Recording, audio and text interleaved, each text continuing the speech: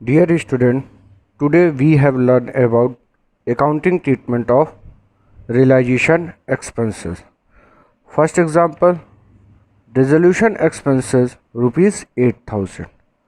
तो इसके लिए जनरल एंट्री पास होगी realization account debit, all expenses and losses debit to paid in cash to cash or bank account amount rupees 8000. तो जब normal information है dissolution expenses amount rupees 8000, तो ये एज ए एक्सपेंसेस है। कौन पेड कर रहा है? फर्म पेड कर रहा है। तो फर्म की बुक में यानी कि रियलाइजेशन अकाउंट में डेबिट साइड रिकॉर्ड मेंटेन करेंगे और लेज़र अकाउंट एज ए जब रियलाइजेशन अकाउंट प्रिपेयर कर रहे हैं तो recorded in debit side to cash और bank inner column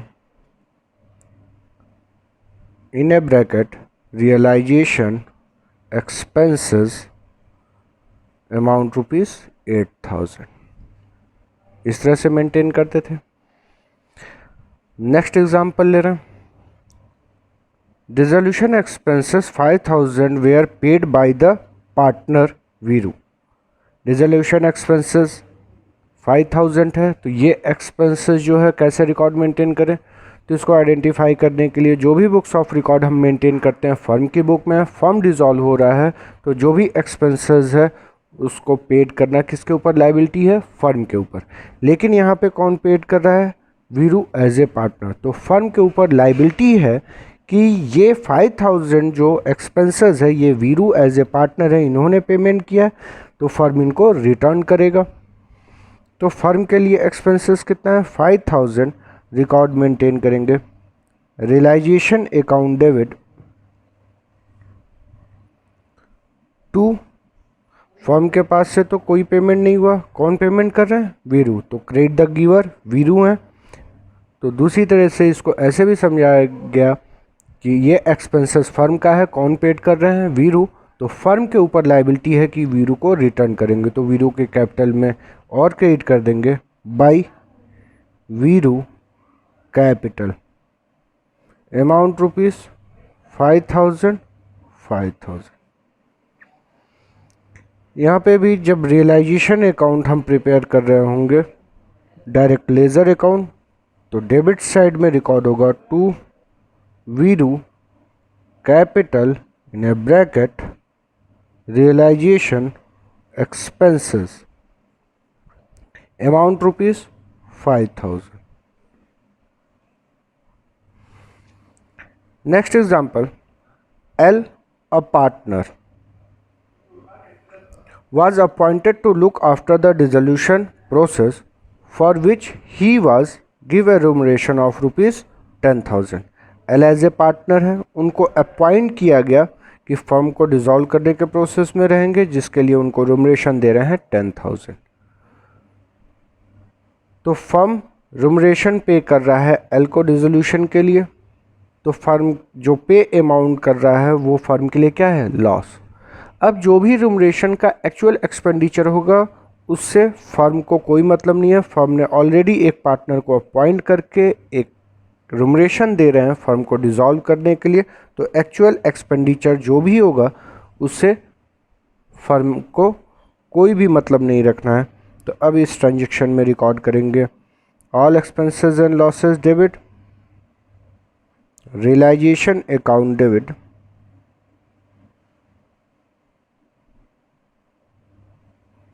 to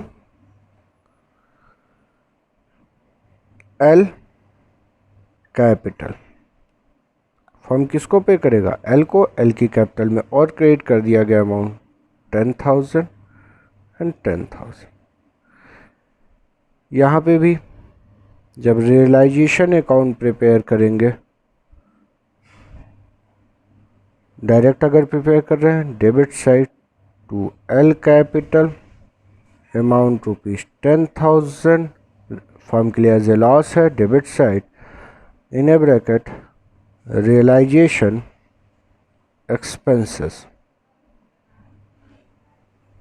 clear?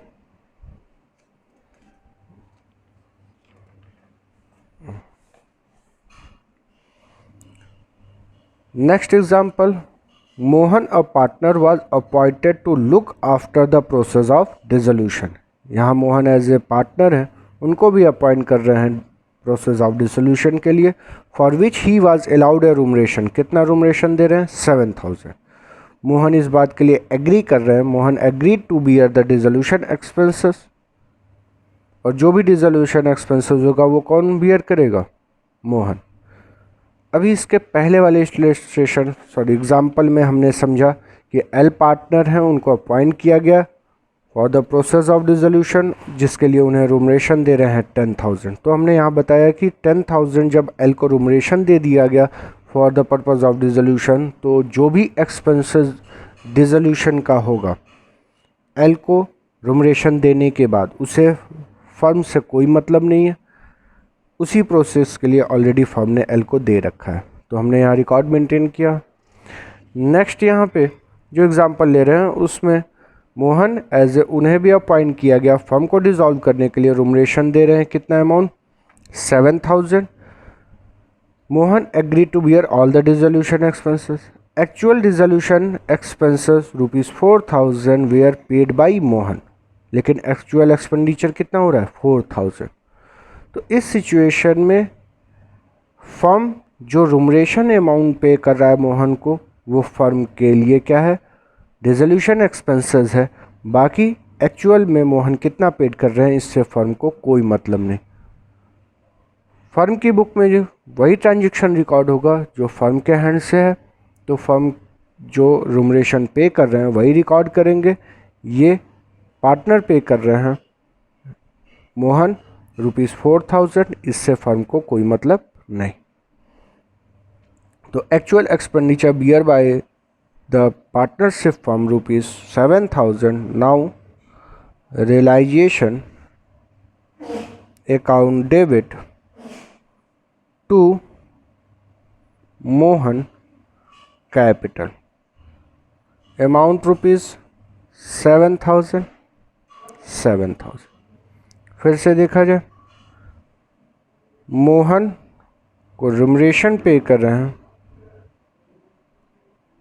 Amount ₹7,000। एक एक्सपेंसेस हमारे सामने ये है, एक्चुअल एक्सपेंसेस ऑन डिसोल्यूशन यानी कि रियलाइजेशन एक्सपेंसेस, अमाउंट ₹4,000। ये दो एक्सपेंसेस हमारे सामने दिख रहे हैं। तो मोहन को एज ए रूमरेशन पे कर रहा है firm for the process of dissolution 7,000। तो फर्म के लिए एक्चुअल एक्सपेंडिचर यही रिकॉर्ड करेंगे। मोहन ने एक्चुअल में कितना पेमेंट कर रहे हैं? 4,000। तो इस एक्सपेंसेस से हमें कोई मतलब नहीं, क्योंकि ऑलरेडी जब फर्म मोहन को पे कर रखे हैं फॉर द डिसोल्यूशन प्रोसेस, तो 7,000 यही बिजनेस के लिए या पार्टनरशिप फर्म के लिए एक्चुअल एक्सपेंडिचर है। इस एक्सपेंडिचर से फर्म को कोई मतलब नहीं। Next, Dipali, a partner was appointed to look after the process of dissolution for which he was allowed a remuneration of ₹9,000.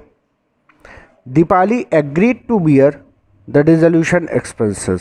Deepali as a partner है, डिसोल्यूशन एक्सपेंसेस बियर कर रहे हैं। Actual dissolution expenses ₹4,000 were paid by the firm. तो इस information को बहुत ही ध्यान से समझेंगे। दीपाली पार्टनर है, उनको रूमरेशन दे रहे हैं कितना? 9,000 for the process of dissolution. Dipali agreed to the dissolution expenses. Dipali agree कर रहे हैं, लेकिन जो भी एक्चुअल एक्सपेंडिचर हुआ है 4,000, वो किसके ऊपर लाइबिलिटी थी पे करना? दीपाली के ऊपर। लेकिन वहाँ पे दीपाली ने पेमेंट नहीं किया, तो कौन पेड कर रहा है? फर्म। क्लियर ये? तो अब यहाँ पे देखा जाएगा, फर्म जो पे कर रहा है दीपाली को, ये फर्म के लिए एक्सपेंसेस है। Realisation account debit, amount ₹9,000। ये फर्म के लिए एक्सपेंसेस है। टोटल एक्सपेंडिचर क्यों? इसका रीज़न ये है, दीपाली को एज ए अपॉइंट किया गया था और उनको रिम्यूनरेशन पे कर रहे हैं अमाउंट ₹9,000। तो ये 9,000 जो रिम्यूनरेशन फॉर्म पे कर रहा है ये उसके लिए लॉस है। एक्चुअल में कितना एक्सपेंडिचर होगा और at the time of dissolution इससे फर्म को कोई मतलब नहीं। तो एक्चुअल एक्सपेंडिचर जो हो रहा है वो भी क्वेश्चन में दे रखा है अमाउंट 4,000। इससे फर्म को कोई मतलब नहीं है, किसके पे करना था, दीपाली को। लेकिन क्वेश्चन ये बता रहा है कि दीपाली ने पेमेंट नहीं किया, किसने पे किया, फर्म ने। तो टोटल एक्चुअल एक्सपेंडिचर कितना है, 9,000 जो कि फर्म बियर करेगा। टू कैश या बैंक, फर्म ने कितना पेमेंट किया, 4,000। अभी भी दीपाली को और कितना देना पड़ेगा, तो टोटल फर्म के ऊपर 9,000 था लॉस, जिसमें से 4,000 ऑलरेडी फर्म ने अपने पास से पे किया है। अभी भी दीपाली को कितना देना पड़ेगा, 5,000 टू दीपाली कैपिटल अमाउंट ₹5,000। ये ट्रांजैक्शन कंप्लीट हुआ। Next, Q, a partner, was appointed to look after the process of dissolution, for which he was allowed a remuneration of ₹18,000. Q agreed to take over stock worth ₹18,000 as his remuneration. तो Q as a partner है, उनको appoint किया गया process of dissolution में, जिसके लिए remuneration पे कर रहे हैं 18,000। और जो Q हैं पार्टनर वो एग्री कर रहे हैं take over stock worth ₹18,000 as his remuneration. जो भी उनको रिम्यूनरेशन पे करना था उसको वो कैसे एडजस्ट कर रहे हैं, 18,000 के स्टॉक को टेक ओवर करके। The stock has already been transfer to realisation account. तो ये चीज़ हम लोग पहले से समझ रहे हैं कि अगर किसी आउटसाइडर लाइबिलिटीज़ का पेमेंट अगर किसी एसेट से सेट ऑफ किया जा रहा है तो इसके लिए कोई भी फर्म की बुक में रिकॉर्ड मेंटेन नहीं होगा। तो सेम चीज़ यहाँ पे भी हम रिलेट कर रहे हैं, क्योंकि Q एज ए पार्टनर है, फर्म के ऊपर लाइबिलिटी है कि Q को पे करेंगे कितना, 18,000। तो इस लाइबिलिटीज़ का पेमेंट स्टॉक से कर रहे हैं, यानी कि लाइबिलिटीज़ का पेमेंट जब भी स्टॉक से करेंगे तो फर्म की बुक में रिकॉर्ड मेंटेन नहीं होगा। तो इसके लिए यहाँ पे कोई भी एंट्री फर्म की बुक में मेंटेन नहीं की जाएगी। Clear. Next example, realisation expenses amounted to ₹15,000 were paid by the firm. Realisation expenses 15,000 है, were paid by the firm. ₹10,000 were to be borne by a partner and the balance by the firm. Total realization expenses कितना है, 15,000। आगे ये बता रहा है कि 10,000 were to be borne by partner and the balance by the firm। तो इस एक्सपेंडिचर में 10,000 कौन बियर करेंगे, पार्टनर, और बाकी एक्सपेंसेस कौन बियर करेगा, फर्म। तो यहाँ देखा जाए जरा, रियलाइजेशन एक्सपेंसेस कितना शो कर रहा है, 15,000। टू पार्ट में किया गया as a 10,000 and 5,000। 10,000 were to be borne by partner, ये 10,000 कौन बियर करेगा, पार्टनर, और बैलेंस बाय पार्टनरशिप फर्म। तो इस एक्सपेंसेस में अगर हम देखें तो जब बुक्स ऑफ रिकॉर्ड जो मेंटेन कर रहे हैं फर्म की बुक में, तो फर्म के लिए जो एक्सपेंसेस है वही रिकॉर्ड करेंगे फर्म की बुक में। तो कितना दिख रहा है, 5,000।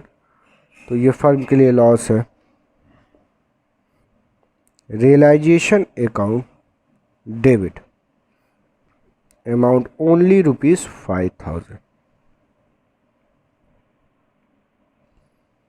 क्लियर। लेकिन फर्म ने रियलाइजेशन एक्सपेंसेस यहाँ दे रखा है, realisation expenses amounted to 15,000 were paid by the firm. Firm ने कितना पेमेंट किया है? 10,000। तो जगह छोड़ के लिख रहे हैं टू कैश या बैंक पेमेंट अमाउंट ₹10,000। तो टोटल पेमेंट फर्म ने कर दिया 10,000, जिसमें से फर्म के लिए एक्चुअल लॉस कितना बियर हो रहा है?